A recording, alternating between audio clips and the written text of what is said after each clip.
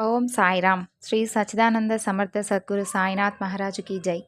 మనందరిపై కూడా ఆ సాయినాథుని యొక్క ఆశీస్సులు ఎప్పుడు ఉండాలని మనస్ఫూర్తిగా ఆ సాయిని వేడుకుంటూ ఈ రోజైతే మరొక చక్కని బాబాగారి సందేశంతో మీ ముందుకొచ్చాను. ఇక ఈ రోజు బాబాగారి సందేశం ఏమిటి అంటే, ప్రస్తుతం నువ్వు అనుభవిస్తున్నటువంటి బాధంతా తొలగించేటటువంటి ఒక గొప్ప శుభవార్త ఈ బాబా తీసుకొని వచ్చాడు. ఏదైనా కానీ ఒక సమస్య వచ్చినప్పుడు ముందుగా నువ్వు చేయవలసినటువంటి పనేమిటో తెలుసా? ధైర్యంగా నిలబడటమే. ఆ ధైర్యమే నువ్వు బయటపడేందుకు మొదటి మెట్టుగా నీకు ఉపయోగపడుతుంది. నువ్వు మనసులో ఏదైతే మంచి జరగాలని ఎన్నో రోజుల నుండి భావిస్తున్నావో, కొంత అసహనానికి గురవుతూ వస్తున్నావో, ఆ పనిలో ఒక గొప్ప శుభవార్త నువ్వు వినబోతున్నావు. నిన్ను బాధిస్తున్నటువంటి ఒక ముఖ్యమైనటువంటి పని ద్వారా నీకు ఆనందాన్ని కలిగించబోతున్నాడు ఈ బాబా. ఎప్పుడు కూడా నీవు ఆనందంగా ఉండేటటువంటి మంచి మంచి సంఘటనలు జరగబోతున్నాయి. నీ పట్ల నీ కుటుంబం ఎంతో నమ్మకంతో ఉంది. ఆ నమ్మకాన్ని నువ్వు వమ్ము చేయకుండా జాగ్రత్తగా కాపాడుకోవాలి కదా! అందుకోసం నువ్వు ఇలా నిరుత్సాహం చెందుతూ ఉంటే మరి వారికి ధైర్యం చెప్పేవారు ఎవరుంటారు చెప్పు? కాబట్టి ముందు నువ్వు ధైర్యంగా ఉండాలి. తరువాత వారికి ధైర్యం చెప్పాలి. నీ మనసు ఎంత ఒత్తిడికి గురవుతూ ఉంటుందో ప్రతిరోజు కూడా ఈ బాబా గమనిస్తూనే ఉన్నాడు. అందుకు కారణం ఏమిటో కూడా నువ్వు నాకు చెప్పనక్కర్లేదు. ప్రతిరోజు నాకు విన్నవించుకోనక్కర్లేదు. నాకు అన్నీ తెలుసు కదా! ఆ సమస్యను నేను పూర్తిగా తొలగించబోతున్నాను. నీకు ప్రశాంతత చేకూర్చేటటువంటి వరాన్ని అందివ్వబోతున్నాను. నిన్ను గుర్తించని వారి వెంట నువ్వెందుకు పరుగులు పెడుతున్నావు? దానివలన నీకెలాంటి ప్రయోజనం లేదు కదా! అది నీకెన్నోసార్లు తెలియపరిచాను. అయినప్పటికీ నిన్ను కనీసం గౌరవంగా కాదు కదా, మర్యాదగా అయినా సరే మాట్లాడాలి అని చెప్పి ప్రయత్నం కూడా చేయని వారి కోసం నువ్వెందుకు వెంబడిస్తూ మరి వారి వెంట వెళ్తూ ఉన్నావు? ఎందుకు వారి వెంట పరుగులు పెడుతున్నావు? ఇలా ప్రతిరోజు కూడా ఎందుకు నిరాశకు గురి అవుతూ ఉన్నావు? ఎవరేమిటో ఇప్పటికైనా తెలుసుకున్నావు కదా! అయినప్పటికీ వారి గురించి నువ్వెందుకు అంతగా దుఃఖించవలసిన అవసరం ఏమిటి? నీకు ఏ విధమైనటువంటి బాధ కలిగినా, నీవు నన్ను తలుచుకున్నా, తలుచుకోకపోయినా, నీ మనసులో బాధకు గురయ్యేటటువంటి సంఘటన ఈ బాబా దగ్గర మాత్రం దాచిపెట్టలేవు. కాలం పెట్టే పరీక్షలకు నేనైతే అతీతుడును కాను. అలాగే మీరు చేసుకున్నటువంటి కొన్ని పొరపాట్లకు ఈ బాబా అసలు ఏమాత్రం కూడా అతీతుడు కాదు. అసలు నీ మనసులో నువ్వు ఏమనుకుంటున్నావు?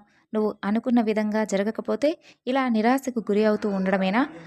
సమయానికి నిద్ర కానీ, అలాగే ఆహారం కూడా మర్చిపోయావు. ఇలా ప్రతిరోజు కూడా నిన్ను నువ్వు బాధించుకుంటూ, అలాగే నీ కుటుంబాన్ని బాధకు గురి అయ్యే విధంగా చేయడం భావ్యమేనా? ఒక్కసారి నువ్వే ఆలోచించుకో.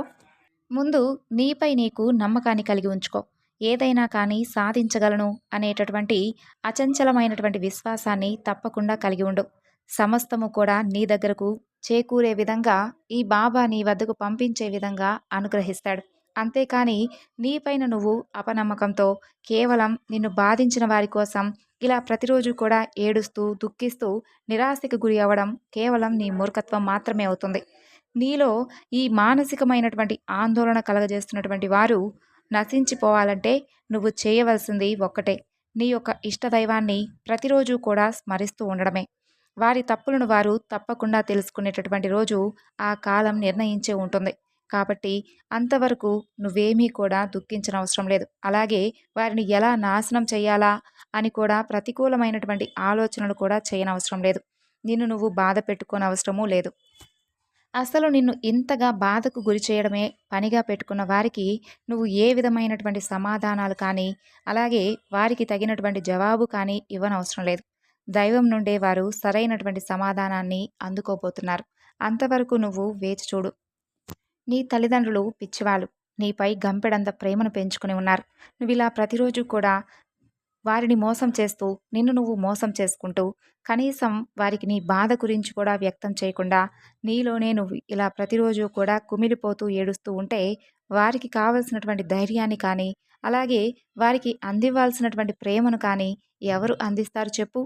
నువ్వు సంతోషంగా ఉండాలని, అలాగే జీవితంలో ఎంతో ఉన్నతమైనటువంటి స్థితికి వస్తావని ఆ తల్లిదండ్రులు గంపెడంత ఆశతో ఎన్నో రోజులుగా ఎదురు చూస్తూ ఉన్నారు. మరి అలాంటి వారికి నువ్వు ఇచ్చేటటువంటి బహుమతి ఇదేనా? వారు నీపై పెట్టుకున్నటువంటి ఆశలన్నీ వమ్ము చేస్తావా? ఒక్కసారి బాగా ఆలోచించుకో.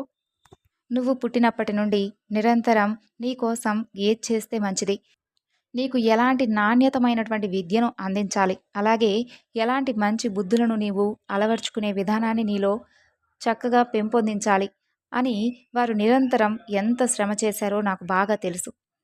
వారు నిన్ను ఒక మంచి స్థానంలో ఊహించుకున్నారు. ఆ స్థానాన్ని నువ్వు తప్పకుండా కాపాడుకోవాలి.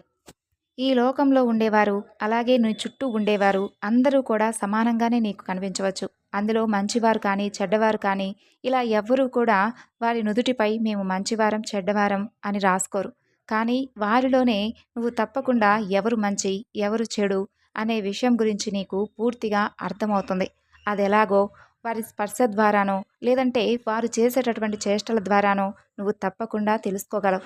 అలాంటి అద్భుతమైనటువంటి ఆలోచన విధానం, అలాగే మంచి నైపుణ్యత నీలో లేవని నేనెప్పుడూ కూడా అనుకోను. నీలో గొప్ప ఆలోచనా శక్తి ఉంది.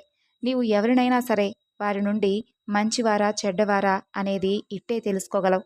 కానీ నీకు నువ్వుగా ఎదుటివారిని ఇష్టపడినంతగా అవతల వారు నిన్ను ప్రేమించడం లేదు.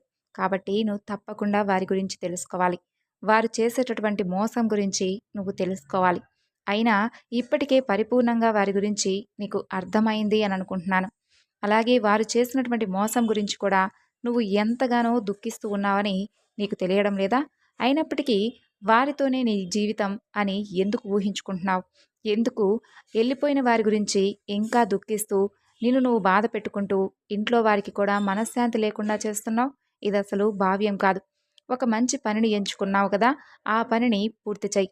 ఆ తరువాత నీకొక ఉన్నతమైనటువంటి స్థానాన్ని ఈ బాబా కల్పిస్తాడు. ఎవరైతే నిన్ను వదులుకున్నారో, ఎవరైతే నిన్ను, నీ కుటుంబాన్ని మోసం చేశారో, అలాగే నిన్ను ఎంతగా వేదనకు గురి చేశారో నాకు బాగా తెలుసు. వారందరికీ కూడా తప్పకుండా మంచి సమాధానం ఇస్తాను. వారు నిన్ను, నీ ప్రతిభను గుర్తించి తిరిగి మరలా నీ వద్దకు వచ్చి క్షమాపణలు వేడుకునేటటువంటి రోజు అతి దగ్గరలోనే ఉంది.